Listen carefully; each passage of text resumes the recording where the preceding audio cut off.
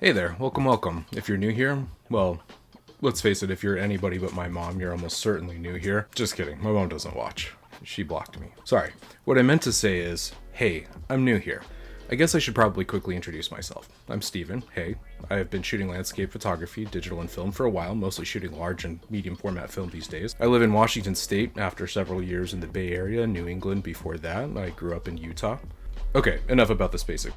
Let's talk about the thing promised in the title and teased in the thumbnail, or whatever. Sorry to waste your time. It will happen again. So I wanted to head east on I-90 into the photographer's playground that is Eastern Washington to really focus on large format and test out some new gear.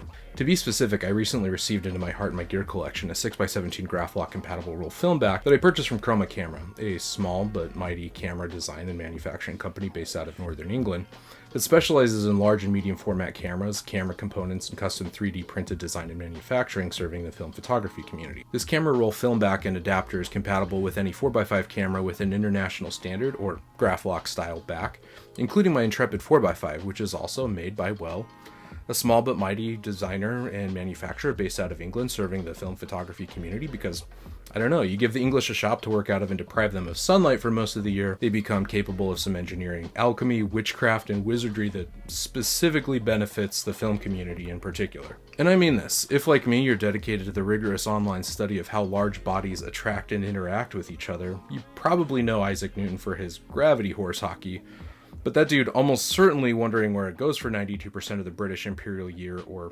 stone. Thought about light a lot and wrote the actual book on optics. Designed his own telescope lenses, invented Newton rings to punish patient photographers who just jam film into the scanner without lubing it up first, and even figured out how to solve the problem of chromatic aberration. Can maybe read up on that last one if you're watching. Okay, I digress, but Chroma, Intrepid, Ilford, Harman, etc., they're all Newtonian geniuses, Britannia ruled the seas, and so on and so forth. So this Chroma 617 back has three parts: the Graflok adapter plate that's affixed to the compatible 4x5 camera, a ground glass and a frame that's mounted to an adapter for composing, and a roll film holder that has a dark slide and takes normal 120 medium format film. If you're familiar with the 6x17 format, you may know that there are a few form factors with which 6x17 images can be achieved, including fixed lens cameras, dedicated 6x17 view cameras, and this solution, a back that works with 4x5 view or field cameras and lenses you may already have. It pushes the focal length back a bit to accommodate the absolutely massive 17 centimeter, or, hey Siri, convert 17 centimeters to inches. 17 centimeters is 6.69 inches. Nice. Because of this, there are some limitations in focal lengths and movements available, but if you stick closer to normal focal lengths, you'll be in good shape. But for more on various options for shooting 6x17, check out the incomparable Nick Carver's 3-part series covering the honestly definitive introduction to the format. Now, there are a few manufacturers who make backs for the 4x5, including Shenhao and Daiyi, who seem to be the most prominent, but I'm a responsiballer and the Chroma 6x17 was like half the price of those and super lightweight, so I ordered one. They are made to order and ship direct to consumer, so there's a little lead time, but mine shipped within a few weeks pretty quickly. Steve, the brains behind the Chroma Camera operation, is also incredibly helpful and wants to make sure everybody who orders one of his cameras or components is happy. And he really means this, so much so that I almost hesitate to give specifics publicly lest I set a precedent that causes people to take advantage, but what the hey, nobody will ever see this. I sent him an email after I got the back asking him if the material would accommodate me press fitting some magnets into the frame for the ground glass, just in case I wanted a little extra security when composing vertical panos. Not that often, but it happens. And no joke, he responded with, "Hey, I just designed a part that will lock the ground glass frame into the Graflok adapter using the same mechanism that locks the roll film back on. I'll print and ship it to you tomorrow." He refused to let me pay for the custom design work, materials, or even the postage, and now ships that part out with all of these backs by default. What? So yeah, St. Steve is apparently a man who stands the heck behind the stuff he makes, and obviously I get no benefit from saying that other than that I feel like you have to appreciate that kind of professional standard when you see it. And the hope that he'll agree to be my real dad, although he's repeatedly told me that adult adoption is not a thing. I guess the laws are different in the old country. So anyway, using the 6x17 back is pretty straightforward and actually kind of fun. You just remove the ground glass from your Graflok compatible camera, slot in the mounting plate and lock it in. You can then just add your ground glass frame to compose, and once you've got your focus and composition ready, just switch that out for the film back loaded with your 120 film of choice. So I slapped the 6x17 back onto my Intrepid 4x5 Mark IV with my Roden stock 150mm f5.6 Cironar N, and literally had the camera ride shotgun in the front seat so I could have it ready to throw on the tripod at a moment's notice. And I packed my other 4x5 field camera, a Tachihara, but actually Tachihara 4x5. I'll probably do another video specifically about that camera soon. Anyway, so I threw that into my bag with my Schneider 75mm f5.6 and Nikkor W210 f5.6, packed my tent, loaded my camping freezer with a few survival essentials, and hopped onto I-90 for the long Labor Day weekend. I love driving east on I-90 for photo day trips, overnights, and long weekends, but until this trip I hadn't made it beyond my usual destinations of Cleellum, Ellensburg, Yakima, and the stunningly beautiful stretch between Stevens Pass and the Bavarian-themed town of Leavenworth along the Wenatchee River. I'd booked a really cool hip campsite at a vineyard in the Palisades region, and I was floored by the otherworldly landscapes that surrounded me from the exit off the freeway all the way to my campsite. There were these black basalt cliffs, buttes, and plateaus surrounding valleys of bright green cornfields, golden wheat fields, and all manner of agriculture that gave a strange mix of Iceland, southern Utah, and Iowa.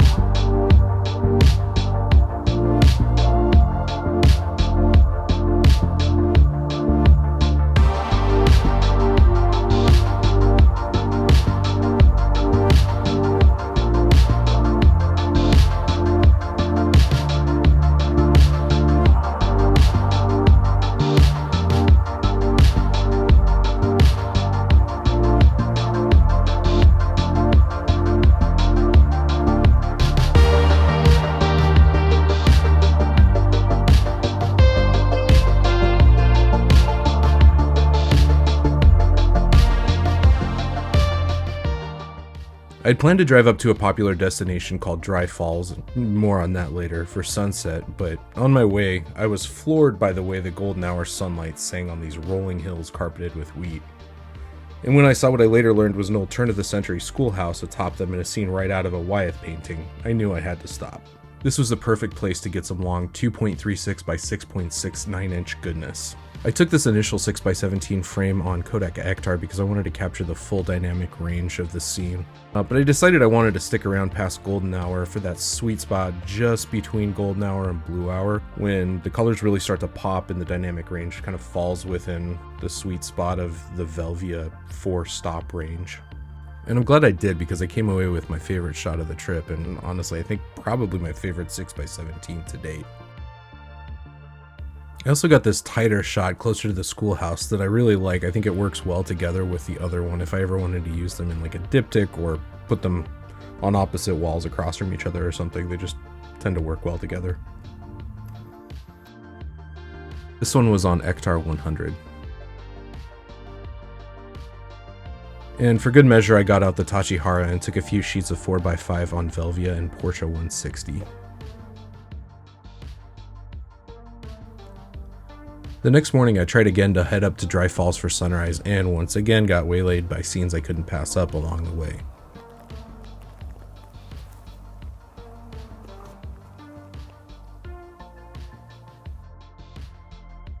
This was Delta 100 shot with my Nikkor W210 f5.6.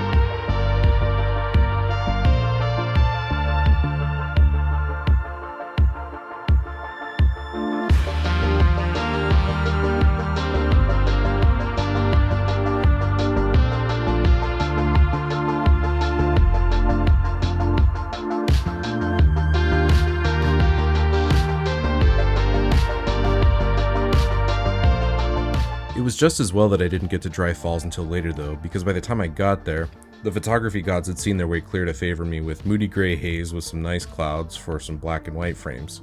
Okay, at this point I should explain Dry Falls, as the name both does and does not imply, is not currently an actual waterfall. It used to be though. The geology in this area is fascinating. If you just thought to yourself that sentence has never been true, feel free to skip ahead a minute.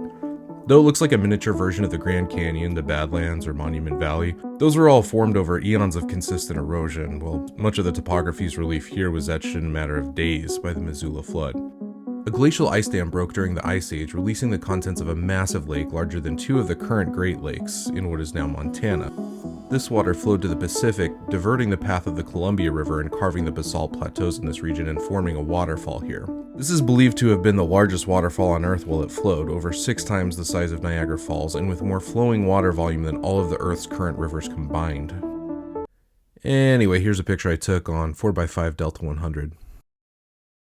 So I headed back to camp to pack up to head home, and I met the guy who manages the vineyard and camp. He was a really nice guy who was kind enough to let me take photos around the property near the vineyard's tasting room.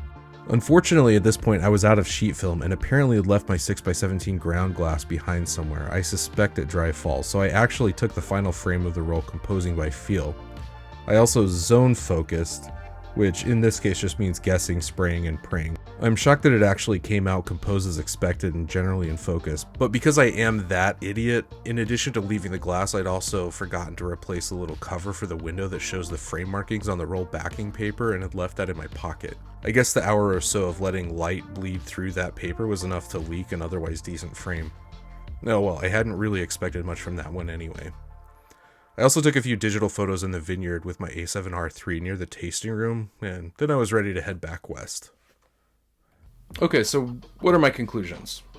Overall, I'm happy with the setup for 6x17 and 4x5. I like the Chroma Camera 6x17 a lot. I think one of the things that I appreciate most about it is that with a 3-part design, each part is super slim and light, and it's easy to find crevices in my camera bag to stuff them, which means that I'm more likely to take them and actually use this kit. You do have to be a little vigilant about light leaks, and there isn't the option to install 6x14 or 6x12 masks like in some other backs, but to be honest, those are just extra little fiddly parts to deal with, and if I really want to shoot those ratios, I can just shoot 6x17 and I'm happy to crop anyway. That way I have a little bit more headroom, I can just deal with that later. Speaking of dealing with things later, here's future Steven to deliver a plot twist that either of my Instagram followers may have already noticed. I've been dead this whole time. I took the photos and field footage from this over a year ago, and I've just been sitting on it trying to decide if I want to commit to uploading to YouTube for the foreseeable future, and I think I'm ready. The good or bad news is that I just headed back to Eastern Washington over a year later, at least from where I'm sitting. I don't know where your vantage point is in the temporal circus of flatness. Hopefully you're on one of the better timelines. This time I headed to the Palouse region during harvest season to experience that for the first time, and don't worry, you won't have to wait another year for that. In fact, it should be ready in just a couple weeks. I've processed all the C41 film, I've processed the black and white film, I've got the footage, I've started editing it. I'm just waiting for some color positive film to get back from the E6 labs, then I should be able to drop that in the next couple weeks. Spoilers, I've continued to use the Chroma 617 back a lot. Daddy Steve even custom printed me an adapter that will let me use it on my non-Graflok Tachihara, and with it I've captured what passed for objet d'art in my personal oeuvre. And as I always say, les objets d'art ont ma raison d'être. Like the first gas station I ever shot while I was in southern Utah, which finally allows me to call myself a real film photographer. So I brought that back on the road again with my 4x5 view camera, my 6x9 Fujica G690, or Texas Leica for those of you with a debilitating clickbait addiction, and even a digital camera. I know. Turns out film scanners take photos too. And this works way better in the field than an Epson V700. I can tell you that there are some high highs and some low lows on that trip, so if you want to follow along, whether for inspo or for Schadenfreude, feel free to sub up and watch it when it comes out. Okay, until then, thanks for watching. I'll talk to you next time. Bye.